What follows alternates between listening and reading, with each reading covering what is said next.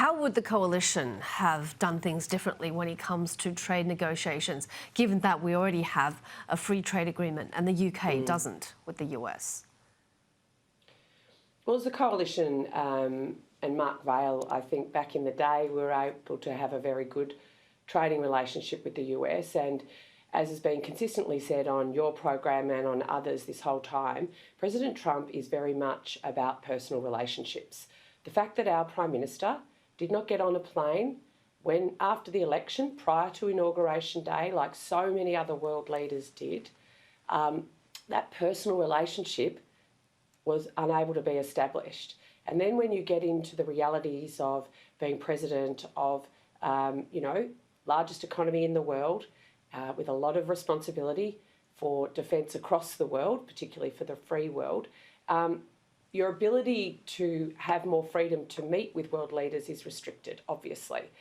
So the failure of Labor isn't that at NATO he couldn't get a meeting on the sidelines. I mean, what was happening in the Middle East had to take precedence.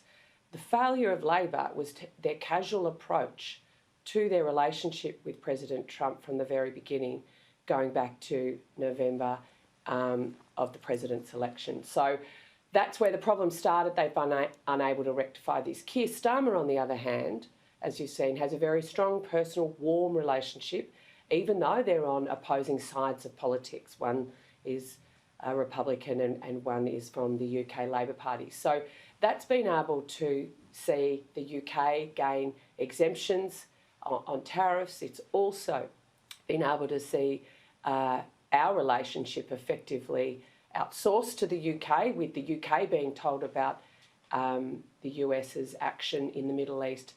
We were never given that personal phone call and that one-to-one commentary. We had to find out through other means. So I think on a whole range of measures you can see the President stepping back from this, putting other people like Secretary Rubio to the fore to actually develop the relationship, because the Prime Minister took it for granted and took a very casual approach at the very beginning, and that's unfortunate.